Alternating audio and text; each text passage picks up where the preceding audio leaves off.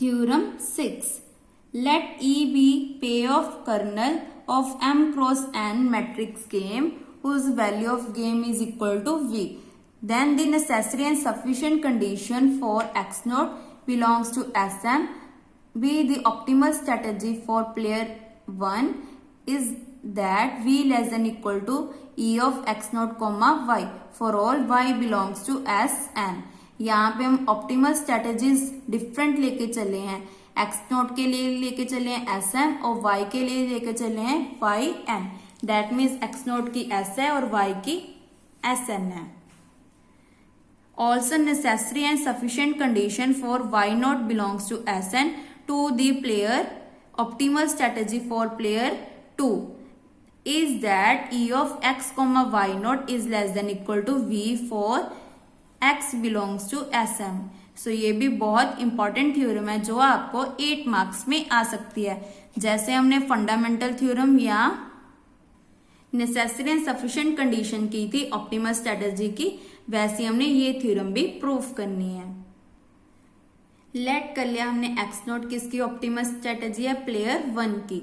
So by fundamental theorem of game theory, तो यहाँ पे हम रिजल्ट कौन सा यूज करेंगे, फंडामेंटल का। फंडामेंटल का रिजल्ट क्या था, सेम था जो हमारा जो थर्ड थ्योरम थी उसकी first condition. That means v less than equal to K x not comma y, where v किसके इक्वल होता था, K x not why not के। यहाँ पे आपने लिख देना है कि v हमारा किसके इक्वल है, K x not why not के। ऐसे के एक्स कॉमा वाई नॉट किसके लेस देन इक्वल टू है, K x not why not के। तो सिंपली हम ये रिजल्ट को यूज करेंगे।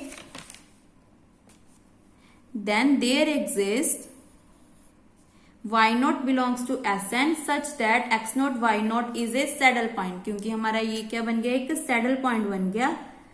सच that E of X comma Y is equal to E of X comma Y.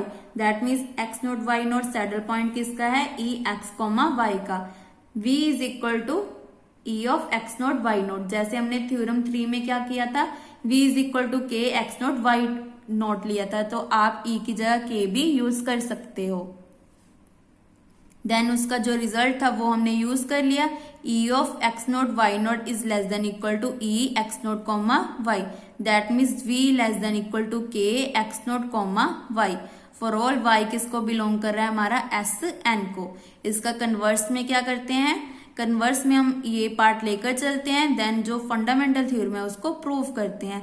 ये बहुत इजी थ्योरम है आपकी, जो आपको 8 मार्क्स में आ सकती है। कन्वर्स में हम ये लेकर चले तो हमने क्या ले लिया, फाइनाइट मैट्रिक्स, क्योंकि हमें पता है कि हमारे जो गेम्स है वो हमेशा फाइनाइट होती हैं।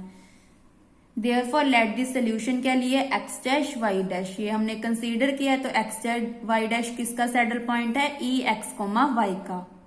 सो यहाँ पे फिर से हमने थ्योरम 3 की जो कंडीशन थी वो यूज कर ली, जो हमारे पास ये आ रही है, K x comma y naught E less than equal to v less than equal to K x not Y naught, where v किसके इक्वल था, K x not why not की।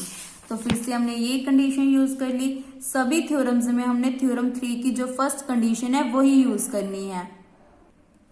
सो इसे दे दी इक्वेशन नंबर 2। देन v हम किसके equal लेके चले हैं, e of x dash Y dash की, क्योंकि हम x dash Y dash consider करके चले हैं कि ये हमारा सैडल पॉइंट है e एक्स कोमा वाई का। उसके बाद हमने टेक कर लिया y is equal to y dash in equation 1। तो हमारे पास इक्वेशन 1 किसकी इक्वल आ गई, v less than equal to e X not comma Y dash की, और v किसके इक्वल है, e of x dash Y dash के, यहाँ पे पुट कर दिया।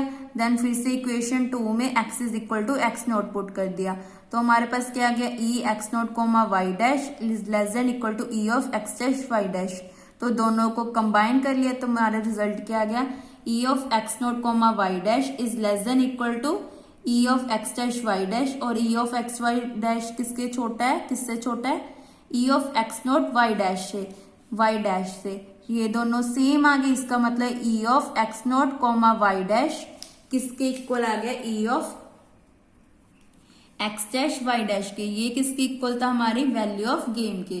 तो हमारे दोनों v किसके इक्वल आ गया, e of x dash Y dash is equal to e of x not Y dash के। सो इक्वेशन 1 2 6 को यूज करके हमारे पास क्या आ गया।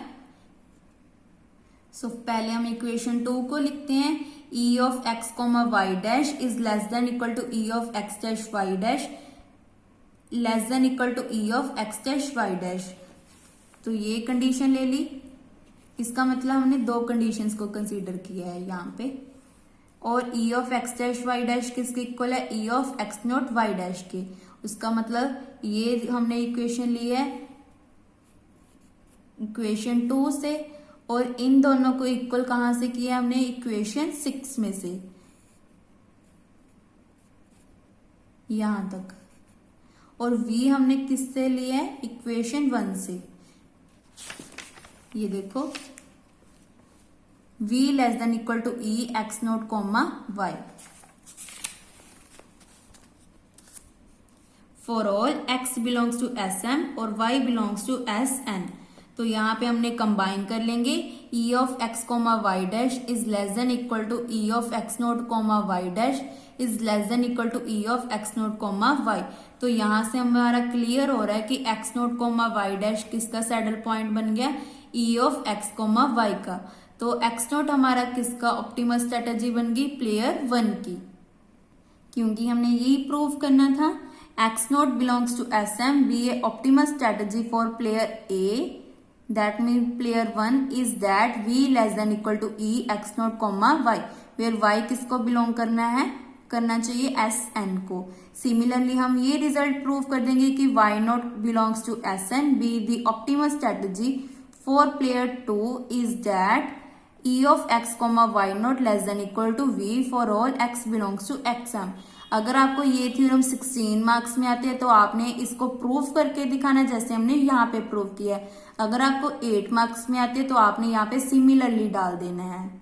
सो कैसे लिखोगे, similarly we can prove that necessary and sufficient condition for Y not belongs to Sn to be an optimal strategy for player 2 is e of x comma y naught is less than equal to v for all x belongs to xm।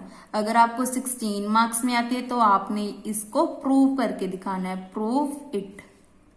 Now next video में हम theorem number 7 करेंगे। Thank you.